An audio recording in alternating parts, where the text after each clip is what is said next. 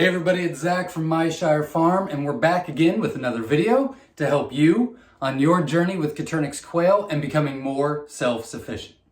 In this video, we're actually going to be talking about quail for profit, and we're going to be talking about the good, the bad, and the ugly of customer service. I know it's going to be a little controversial, but I thought that because so many people were getting involved with quail for profit and starting their business or growing their business, this might be a good topic. I asked, a lot of people wanted to see it, and so bear with me, but I do have a couple of different things. We're going to talk about the uninformed customer. We're going to talk about not making everyone happy. We're going to talk about some customers that you just don't want, and we're going to talk about just haters in general.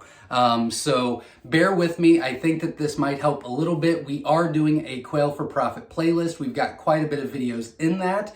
The link to that playlist is in the description if you want to check that out. But let's get started, shall we? So I can only give you my experiences and what we do here at Myshire Farm. And first and foremost, I want to let you know that we really do want to try to make everybody happy, but we have learned throughout the years that that is just not possible. But the goal is to make a strong majority to be happy. So for example, I just wanted to throw this out. Our goal is to be above 99.8% on all social media reviews. So eBay, website, Google, Facebook, whatever the case may be. And we've always been at 99.9 or above, which means there's going to be some people that just don't like us, that don't agree with us, that don't like our product, that don't like our service, whatever the case may be. As long as the strong majority are happy with everything that we're doing, then that's what the focus needs to be. And we're going to give you some tips and tricks on how to handle those as well. So let's talk about the uninformed. The majority of the time, and I can't put a percentage on it, but a strong majority of the time, upset customers are really just uninformed customers.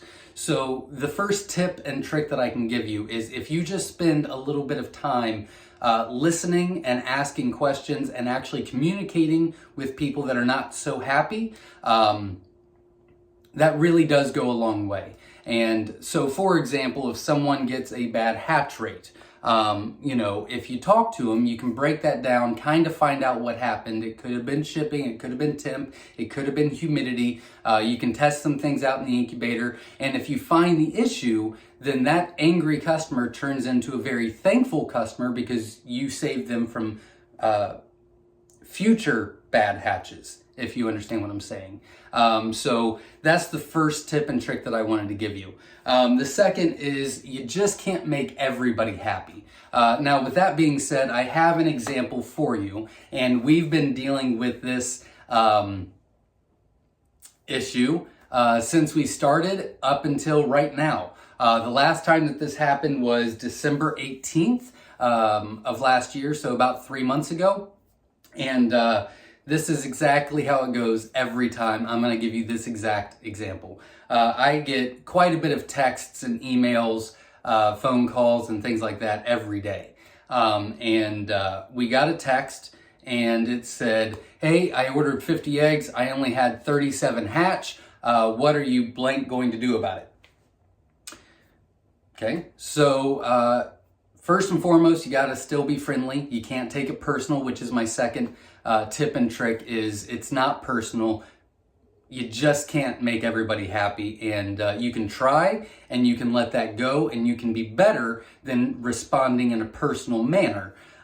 So you still, if you're going to be running a business, you still need to be at some sort of professional level, right? So I responded and said, "Oh, I'm so sorry you're not happy with the hatch.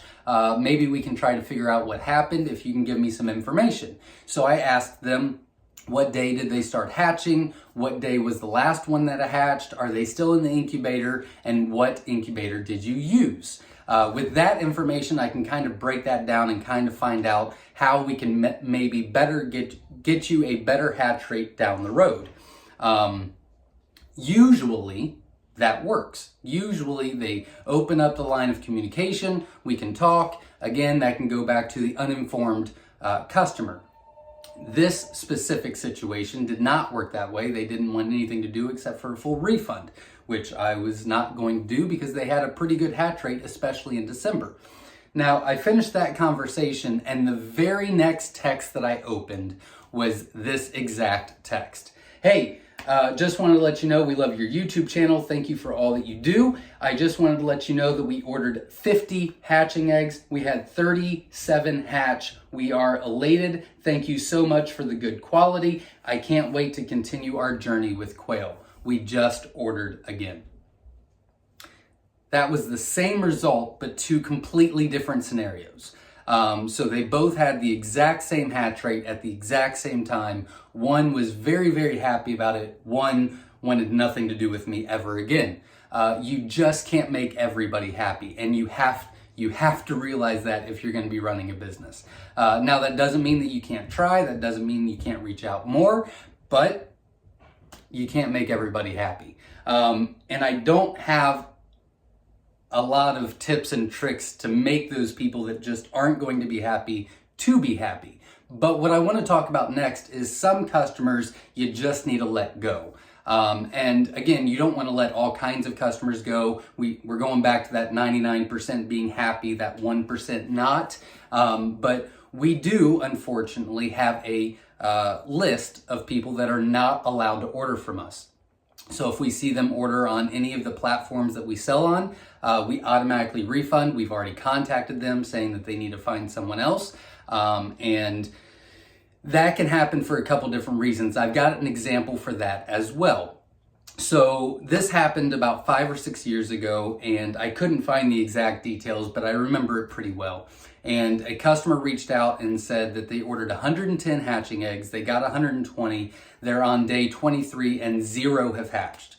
So I responded and said, oh, I'm so sorry about that. I asked those questions that we talked about earlier and said, let's try to break this down, find the issue, and then we'll get you taken care of. Well, I happened to be waiting on her text back when I got onto Facebook. And what pulled up? It was her profile. So I clicked on it, and she had actually posted a week ago, or a week prior, that she had like 87 out of 110 hatch. They shipped all the way from Ohio to Washington, and she was so excited, and her and her mom were taking pictures, and there was like 18 pictures in the post. So I contacted her, I sent her the screenshots, and I said, unfortunately, I'm a little disappointed, but I think going forward, you're gonna have to find someone else to supply your quail needs. Obviously, she responded and said, I'm gonna blast you on Facebook, this isn't right, I should be able to order, so on and so forth. But I made the decision then that some customers are better just to be let go, because what happens if she orders again and she really does get a bad hatch rate? It's hard for me to trust that. So just like my customers need to be able to trust and contact me, I need to be able to have some sort of trust with my customers as well, especially because we have the 50% guarantee hatch rate, and all live quail arrive happy and healthy. So there's that. The other big reason why people can get on that list is if you want to yell at me or be rude to me, I kind of can let that go. It's not a big deal. I don't take it personal, which is a learned trait, by the way. But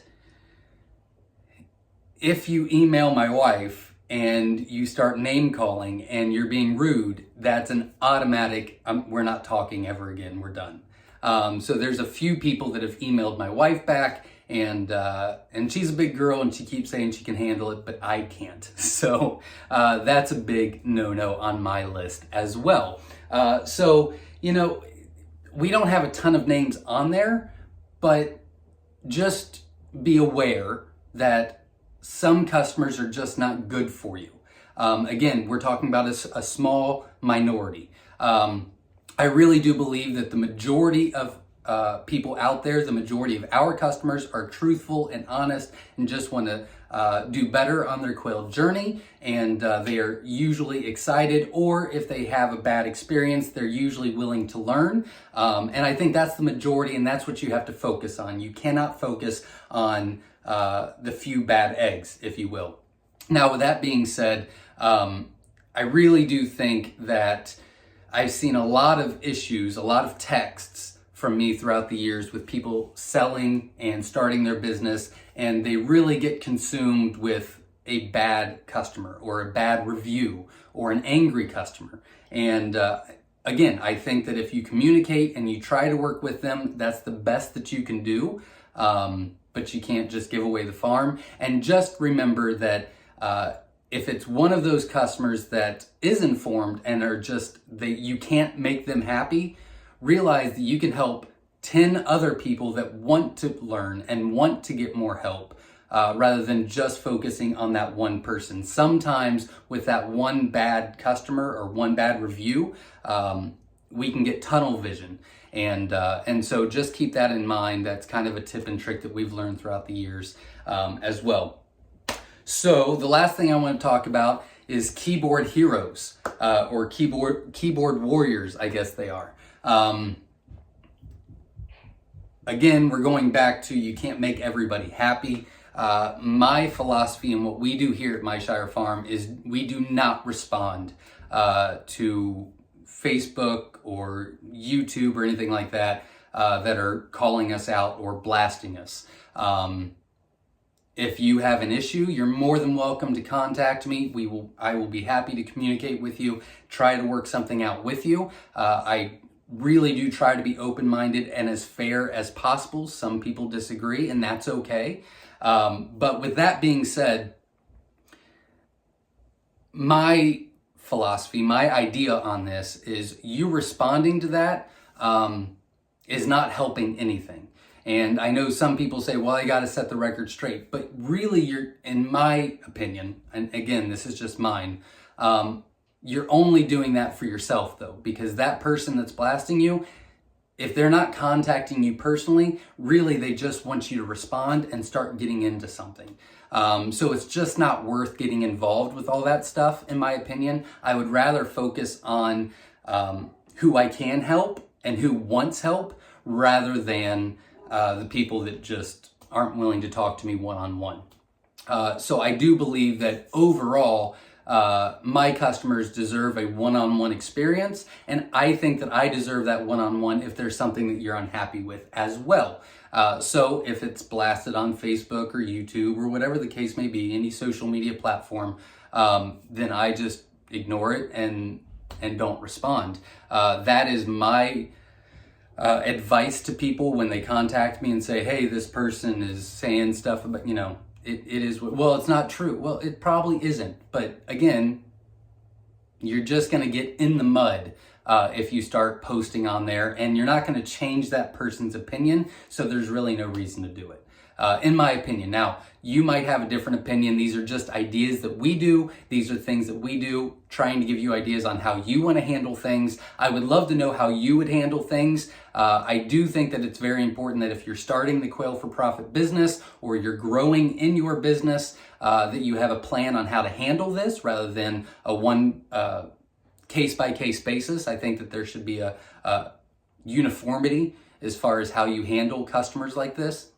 And again, this is a small majority, but I think that it might help a lot of people that are just starting out or that are growing into their business. So if you have any philosophies on how you do things, any procedures or policies or anything like that, I'd love for you to share as well. I will look them over, and we might adopt them or steal them because we're always open to change. But those are my thoughts and ideas on how we run it here. We'd love to know what you think, so comment below. Thank you very much for watching. Remember, every Sunday and Monday we go live right here on our YouTube channel for a live question and answer. We'd love for you to join. And if you have any questions, we'd love to help you out. And until next time, like always, everybody, stay safe.